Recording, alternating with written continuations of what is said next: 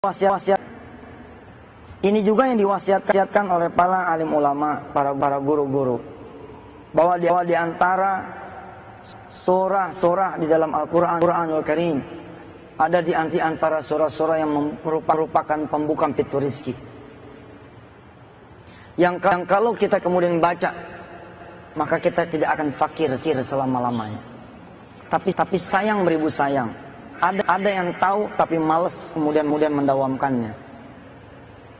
Ada juga yang memang tidak tahu. Malam hari inilah mungkin Allah kasih keredoannya, kita kemudian bisa mengetahui sedikit dari rahasianya. Salah satu riyadhah yang dijalankan oleh saya ketika saya punya hutang dulu, hingga kemudian hutang itu kempes betul. Salah satu riyadhah yang saya lakukan ketika kemudian saya merasa lagi diuji oleh Allah dengan kehinaan. Zaman dulu ibu, zamanan ya, zaman dulu. Masya Allah. Sekarang mah apa?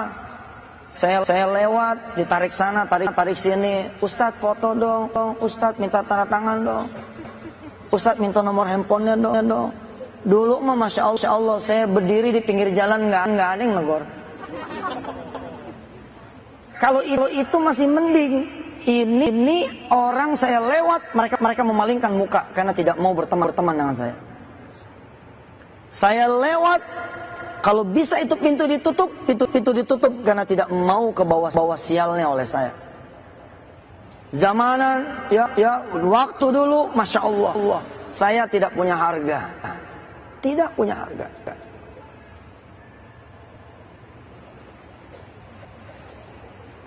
Sebagai contoh,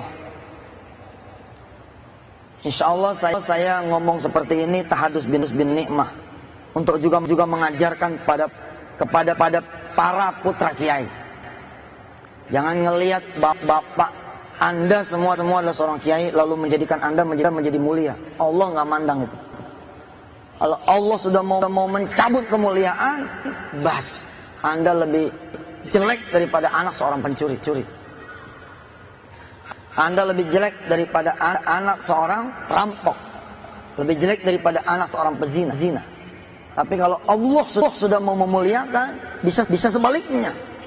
Anak seorang pezina pun mungkin, karena itu hak Allah yang memuliakan dan menghinakan, bisa menjadi mulia, atau sebaliknya bisa menjadi hina.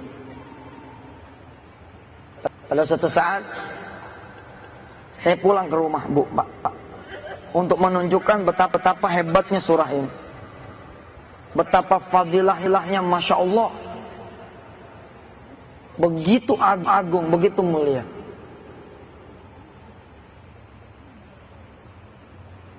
Saya kebetulan lahir alhamdulillah di rumah kiai, di balai kiai. Nama jalan di sepanjang jalan dari mulai Ketapang, Jakarta, ya, sampai ke flyover stasiun kota. Itu memakai nama jalan buyut saya, kayak Haji Muhammad Mansur. Kebayangkan harusnya saya hidupnya mulia, harusnya saya hidupnya enak, harusnya orang menghargai saya. Tapi itulah saya tidak bersyukur atas nikmat itu. Saya tidak bersyukur atas nikmat itu.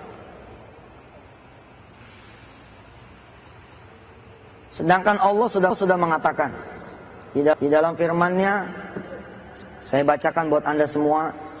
Langsung saya buka ini Quran yang dikarang, yang ditulis, yang kemudian dibuat tafsir muyassarnya oleh Dr. Wahbah Zuhaili.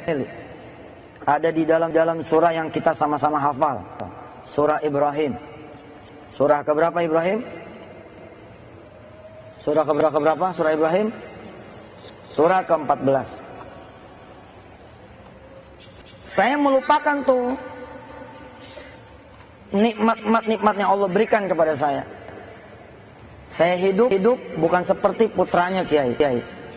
Saya hidup bukan seperti keluarga besar ulama. Sholat jarang-jarang berjamaah. Tidak ada qobliyah ba'diyah. Saya memang tidak melakukan perbuatan-perbuatan dosa yang kira-kira kayak gimana gitu. Tapi hidup saya tidak berbalut sunnah. Yang lain malam Jumatan yasinan, saya malah keluyuran. Alhamdulillah ada beberapa hal-hal yang Allah menyuruh saya menutupnya.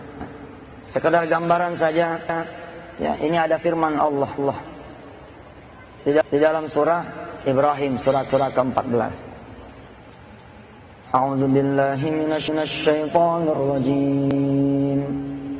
Bismillahirrahmanirrahim.